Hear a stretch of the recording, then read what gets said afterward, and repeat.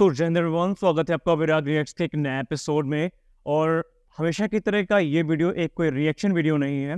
आपको याद होगा मैंने लास्ट वीडियो बनाई थी पाकिस्तान के एक यूट्यूबर के ऊपर, जहाँ पर मैंने उनके वीडियो पे रिएक्ट किया था और उस वीडियो पे उन्होंने भारत के लाइट कॉम्बैट एयरक्राफ्ट तेजस के बारे में काफ़ी सारी उल्टी सीधी बातें कही। और उस वीडियो को जब मैंने पब्लिश किया तो उसके बाद मुझे इंस्टाग्राम पे डीएम मिले, और इंस्टाग्राम पे जब मैंने एक रील डाली तो वहाँ पे वो रील की जो रीच थी वो काफ़ी अच्छी थी, और लोगों ने मुझसे पूछा कि भैया ऐसे जो वीडियोस हैं वो काफ़ी फ्रिक्वेंटली पाकिस्तान की तरफ से आते रहते हैं, जहाँ पर पाकिस्तानी ये साबित करने की कोशिश करते हैं कि भारत का लाइट कॉम्बैट एयरक्राफ्ट तेजस एक फेल प्रोजेक्ट है, भारत उसको एक्सपोर्ट नहीं कर सका, और हमने इतनी जो मेहनत की, कई दशकों की मेहनत, क्या उसके हमें कोई सकारात्मक परिणाम मिलेंगे, और कैसे हम पाकिस्तानियों को फैक्ट के साथ काउंटर कर सकते हैं और हम समझा सकते हैं कि तेजस प्रोग्राम भारतीय वायुसेना के लिए और भारत दोनों के लिए काफ़ी ज़्यादा इम्पॉर्टेंट है। तो इस वीडियो में हम कुछ ऐसी बातें करने वाले हैं जिसके बाद से आज के बाद आपके मन में कोई भी ऐसा सवाल तेजस को लेकर के नहीं रहेगा, और आप भी तेजस पर गर्व करना शुरू करेंगे। वैसे मुझे पूरा भरोसा है कि आप तेजस पे पहले भी गर्व करते रहे हैं, क्योंकि तेजस हमारे भारत का एक इंडिजिनस प्रोजेक्ट है जिसको हमने काफ़ी मेहनत के साथ बनाया है। दोस्तों, पाकिस्तानी हमेशा तेजस को समोसा और भी कई अलग नामों से पुकारते हैं। दरअसल ये उनकी खुन्नस है जो वो निकाल रहे हैं, क्योंकि JF-17 थंडर के बारे में, जैसा कि लास्ट वीडियो में हमने आपसे कहा कि ये पाकिस्तान और चाइना का भले ही एक ज्वाइंट प्रोजेक्ट हो, लेकिन आप इसे गौर से देखें तो डिज़ाइन वर्क से लेकर के जो उसकी टेस्टिंग है, उसकी जो मैन्युफैक्चरिंग है, वो सब चाइना में ही हुई है। पाकिस्तान में ये जो एयरक्राफ्ट है ये असेंबल किए जाते हैं। जैसे कि आप फॉर एग्जांपल कल की वीडियो में मैंने कहा कि जो डिज़ाइन है उसमें मिकोयान के इन्वॉल्वमेंट की बात आती है, जो कि रशियन कंपनी है। उसके बाद उसमें इंजन भी रशियन है, उसमें जो एवियोनिक्स है वो चाइनीज़ है। लेकिन तेजस के केस में क्या है? तेजस की शुरुआत 1980 के दशक में होती है, जब HF-24 मारुत प्रोग्राम भारतीय वायुसेना के द्वारा ऑफिशियली जो मारुत है उनको रिटायर कर दिया जाता है। उस समय इंडियन एयरफोर्स की रिक्वायरमेंट ये होती है कि जो पुराने MiG-21 फाइटर एयरक्राफ्ट थे उस समय, उनके लिए हमें एक परफेक्ट रिप्लेसमेंट तैयार करनी थी। अब हमारे पास दो रास्ते थे, या तो हम किसी विदेशी फाइटर एयरक्राफ्ट की तरफ जाते, उनको लिमिटेड नंबर्स पे खरीदते और हमेशा उन पे ही डिपेंड रहते, और दूसरा रास्ता ये था कि हम HF-24 मारुत के जैसा ही कोई स्वदेशी फाइटर एयरक्राफ्ट बनाए, लेकिन वो मारुत से ज़्यादा कैपेबल हो, और मारुत में हमने जो कमियां वहां पर करी थी वो हम इसको दोहराए नहीं। तो वहां पर तेजस प्रोग्राम की शुरुआत होती है। इनिशियली कुछ 100 करोड़ रुपए के जो फंड्स है वो अलॉट किए जाते हैं, और एक अनुमान के साथ कि 2000 के दशक में भारतीय वायुसेना में तेजस को ऑपरेशनल किया जाना है। अब अच्छे से आप एक बात जानते हैं कि जब आप कोई नए तरीके का फाइटर एयरक्राफ्ट बनाएंगे या किसी क्षेत्र में आप पहली बार काम करने जाएंगे, तो आप परिपक्व नहीं होंगे, परफेक्शन आपके पास नहीं होगा। तो आप डेवलपमेंट से लेकर के इंफ्रास्ट्रक्चर को विकसित करना, उसके बाद जरूरी सपोर्ट इक्विपमेंट इनको बनाना, इसमें टाइम लगेगा। सेम चीज़ हमारे लाइट कॉम्बैट एयरक्राफ्ट तेजस के साथ हुई, क्योंकि पहली बार था जब भारत अपने से किसी 4.5 जनरेशन एयरक्राफ्ट को स्वदेशी तौर पर भारत में विकसित कर रहा था। जब तेजस प्रोग्राम की शुरुआत हुई तो ये कहा गया कि जब हम एक इंडिजिनस एयरक्राफ्ट बना रहे हैं तो उसके लिए जो इंजन होना चाहिए वो भी इंडिजिनस होना चाहिए। तो गैस टर्बाइन रिसर्च एस्टैब्लिशमेंट को इसकी जिम्मेदारी मिली कि वो तेजस के लिए एक इंजन विकसित करे जो कि तकरीबन 84 से 85 किलोटन का थ्रस्ट जनरेट करने में सक्षम हो, जो कि लाइट कॉम्बैट एयरक्राफ्ट तेजस के रिक्वायरमेंट को सूट करे और इस एयरक्राफ्ट को पावर करने के लिए सफिशिएंट हो। और उस इंजन को नाम दिया गया कावेरी इंजन प्रोग्राम। तो ये सारे प्रोग्राम की शुरुआत होती है। लेकिन जैसा कि मैंने कहा कि जब आप नया कोई काम करने जाएंगे तो आपको उसमें बहुत सारी मुश्किलों का सामना करना पड़ेगा। ऐसा भारत के साथ भी था। कुछ डिलेज के बाद जो लाइट कॉम्बैट एयरक्राफ्ट तेजस है, इसकी पहली उड़ान आयोजित होती है, और उसके बाद लगातार इसके ट्रायल्स आयोजित किए जाते हैं, और उसके बाद वर्ष 2016 में जो तेजस है इसे इंडियन एयरफोर्स में कमीशन कर दिया जाता है। अब यहाँ पर पाकिस्तानी एक बात जो फ्रिक्वेंटली कहते हैं कि भारतीय वायुसेना में खुद तेजस इंडक्ट नहीं किए गए तो भारत किसी को एक्सपोर्ट कैसे कर सकता है, और भारत का ये फेल्ड प्रोजेक्ट है, भारत इसको लेकर के आगे क्यों बढ़ रहा है। दोस्तों, यहाँ पर एक चीज़ आपको पता होनी चाहिए कि तेजस की 2 स्क्वाड्रन इंडियन एयरफोर्स में ऑपरेशनल है।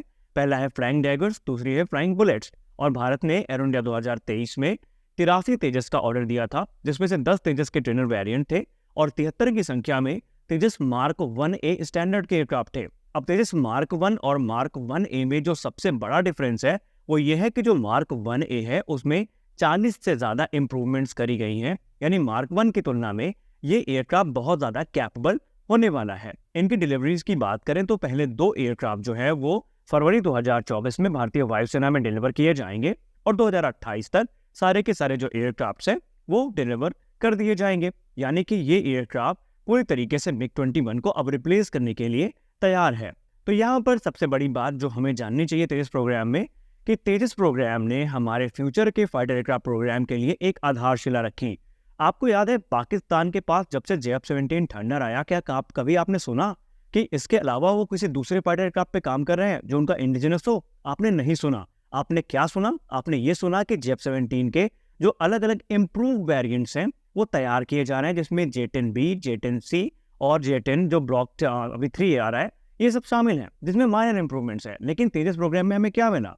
तेजस प्रोग्राम को जब हमने शुरू किया, तेजस को हमने बनाया, तो शुरुआती दौर पे उसमें बहुत सारे विदेशी इक्विपमेंट्स का इस्तेमाल किया गया था। जैसे अभी भी तेजस में इजरायली एसआर रेडार का इस्तेमाल किया जाता है और अभी भी ब्रिटिश कंपोनेंट्स तकरीबन 16 की संख्या में तेजस में इस्तेमाल किए जाते हैं, जिसमें रिफ्यूलिंग प्रोब हो गया या फिर मार्टिन बेकर के इजेक्शन सीट हो गई, और भी कई चीज़ें हैं। लेकिन भारत इनको लगातार स्वदेशी कर रहा है। हाल ही में जून में DRDO की एक मीटिंग आयोजित करी गई थी, जहां पर तेजस और AMCA प्रोग्राम के लिए स्वदेशी जो रिफ्यूलिंग प्रोब है उसके बनाए जाने की बात कही गई थी। भारत लगातार कावेरी इंजन को भी इन्वॉल्व कर रहा है और आने वाले समय में कावेरी इंजन इतना ज़्यादा मैच्योर होगा कि उसका इस्तेमाल हम तेजस में कर सकेंगे।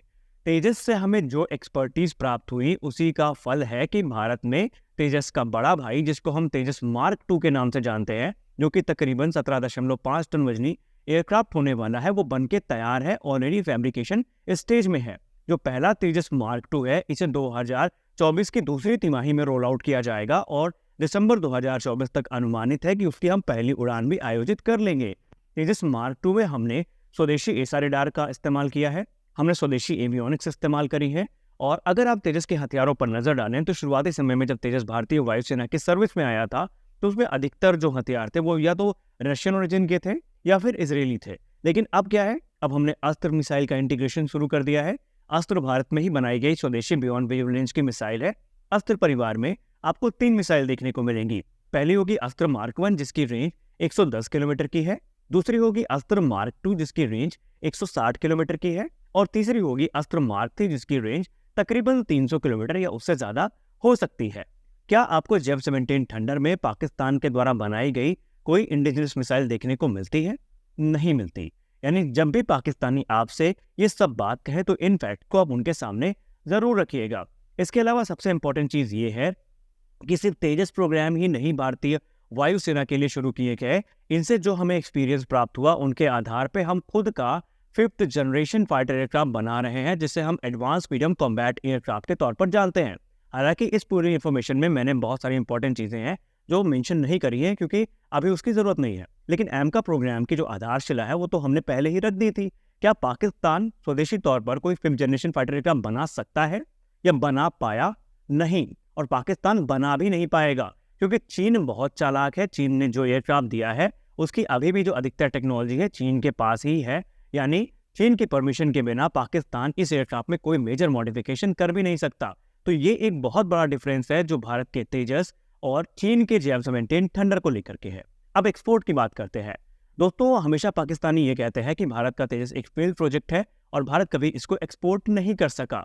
इसके पीछे की वजह क्या है? देखिए, आपने एक चीज कभी गौर करी कि JF-17 के एक्सपोर्ट की जब भी बात होती है, क्या आपने कभी ये सुना कि पाकिस्तान का कोई डेलीगेशन गया हो, बातचीत उसने करी हो? आपने शायद नहीं सुनी। आपको हमेशा यही पता चला होगा कि चीन का डेलीगेशन जाता है, बातचीत करता है, ऑफर्स देता है और उसके बाद जो डील है वो साइन होती है, जिसका सीधा मतलब ये है कि पाकिस्तान इस एयरक्राफ्ट को सिर्फ और सिर्फ असेंबल करता है, बनाता चाइना है।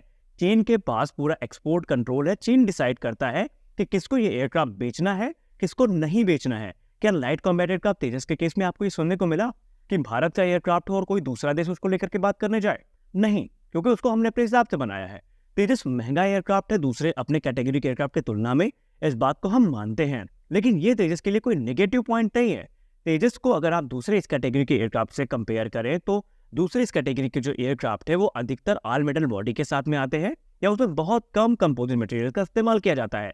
लेकिन तेजस का जो हाई कंपोजिट स्ट्रक्चर है ये इसके स्टेल्थ कैरेक्टरिस्टिक्स को काफी इंप्रूव करता है, इसके रेडार क्रॉस सेक्शन को काफी इंप्रूव करता है। तो ये चीजें तेजस को अलग करती है। तेजस में जो एडवांस वेपन इस्तेमाल किए गए हैं, एडवांस सेंसर इस्तेमाल किए गए हैं, एडवांस रेडार इस्तेमाल किए गए हैं, ये अपने कैटेगरी के इसके सबसे एडवांस फाइटर एयरक्राफ्ट के तौर पर इसको खड़ा कर देता है। क्या ये चीज JF-17 थंडर के साथ है? नहीं। पाकिस्तान एक फुग्गा जो लगातार फुलाता रहता है वो ये है कि उन्होंने ऑपरेशन स्विफ्ट रिटॉर्ट में जो बालाकोट स्ट्राइक के बाद हुआ था उसमें JF-17 थंडर की सहायता से भारत के एक MiG-21 जो कि अभिनंदन वर्धमान सर उड़ा रहे थे उसको मार गिराया। और एक उनका खोखला दावा तो ये भी है कि उसको कोई 30 MKI भी मारा गया। एक बात बताइए, पाकिस्तान के पूर्व जो अधिकारी हैं, जैसा कल की वीडियो में मैंने आपको प्रूफ के साथ बताया था कि उन्होंने कहा था कि एमरम्स का इस्तेमाल हुआ था। एमरम एक बियॉन्ड मिड रेंज की मिसाइल है जो कि अमेरिका बनाता है। क्या ये बताइए कि किसी भी चाइनीज प्लेटफॉर्म में आपने आज तक सुना कि एमरम्स का इस्तेमाल किया गया हो? नहीं। जिसका सीधा मतलब ये है कि JF-17 थंडर में भी एमरम्स इस्तेमाल नहीं की जाती। और यहाँ पर एक चीज साफ है कि वो जो पूरी बात हुई थी वो F-16 को लेकर के हुई थी, लेकिन F-16 का क्रेडिट उठा करके JF-17 थंडर को देने का प्रयास किया गया। तो ये सारी बातें हैं जो इस चीज को प्रूव करती है कि भारत का तेजस कहीं भी फेल प्रोजेक्ट नहीं है। भारत जहां भी तेजस का ऑफर देता है, भारत एक चीज भी कहता है कि अगर आप इस एयरक्राफ्ट को लेंगे तो हम आपके रिक्वायरमेंट के हिसाब से इसमें मॉडिफिकेशंस करने के लिए तैयार हैं, हम आपको MRO सपोर्ट देने के लिए तैयार है, इनफैक्ट आपके जो इंडिजिनस प्रोग्राम है उस पर आपको समर्थन देने के लिए भी तैयार है। क्या पाकिस्तान कभी ऐसा ऑफर करता आपको देखा? क्योंकि पाकिस्तान तो कहीं जाता ही नहीं है, जाते हैं चीन का डेलीगेशन। अर्जेंटीना के केस में आपने एक भी बार सुना कि पाकिस्तान का डेलीगेशन गया हो? नहीं। अर्जेंटीना में चीन का डेलीगेशन गया था, फिर अर्जेंटीना का डेलीगेशन चीन जाता है। अगर पाकिस्तान का इंडिजिनस तैयारा है तो ये चीन क्या करने जाते हैं और चीन अर्जेंटीना क्या करने जाता है?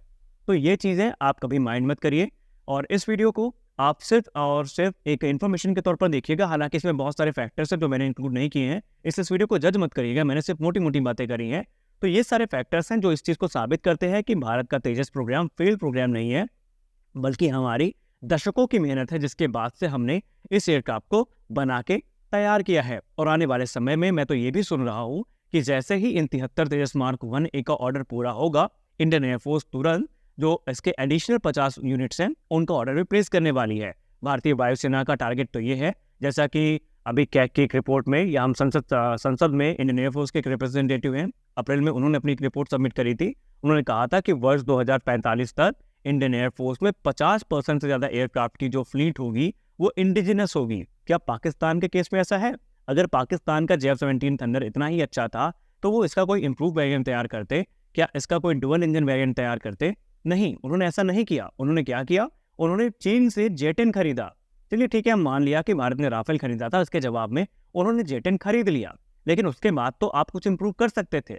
आप क्यों पहुंच गए 5th जनरेशन फाइटर एयरक्राफ्ट के लिए चीन की शरण में और तुर्की की शरण में? क्योंकि तुर्की ने हाल ही में अपना एक 5th जनरेशन फाइटर एयरक्राफ्ट जिसका कान नाम है उसको लॉन्च किया और उसके तुरंत बाद पाकिस्तान के मीडिया में चलने लगा कि तुर्की के साथ मिलकर के पाकिस्तान ये एयरक्राफ्ट बनाएगा, जबकि तुर्किश मीडिया का ये कहना है कि इसके डेवलपमेंट में पाकिस्तान का कोई योगदान नहीं है, सिर्फ बातचीत हुई है तुर्की के एक्सपोर्ट करने की। तो अगर ऐसा हुआ तो पाकिस्तान क्यों इसको एक्सपोर्ट कर रहा है? भारत तो नहीं कर रहा है। भारतीय वायुसेना ने साफ साफ कह दिया है कि कोई विदेशी 5th जनरेशन फाइटर एयरक्राफ्ट हमारी फ्लीट में नहीं होगा, हम सिर्फ एम का कोई अपने इस्तेमाल में लाएंगे। तो ये सारी बातें इस चीज को साबित करती हैं कि भारत ने अथक परिश्रम से अपना जो एयरक्राफ्ट है उसको बना के तैयार किया है। भारत किसी भी देश की खैरात में नहीं जिंदा रहा। तो ये सारी चीजें इस चीज को प्रूव करती हैं। तो आज के बाद जब भी कोई पाकिस्तानी आपसे ऐसी बातें कहे तो इन पॉइंट्स को आप उसके सामने जरूर रखिएगा। हालांकि आप इसको कोई डिफेंस एनालिसिस मत समझिएगा, मैं कोई बहुत बड़ा डिफेंस एक्सपर्ट नहीं हूँ। मेरी जितनी नॉलेज थी उस आधार पे मैंने कुछ बातें रखने की कोशिश करी। मैं गलत हो सकता हूँ और अगर मैं गलत हूँ तो उसके लिए मैं क्षमा प्रार्थी भी हूँ आप लोगों से। लेकिन अगर आप मेरी बात से सहमत हैं तो कमेंट सेक्शन में जरूर बताइएगा। तो आज के इस वीडियो में बस इतना ही, मिलते हैं अगले वीडियो में, तब तक के लिए जय हिंद।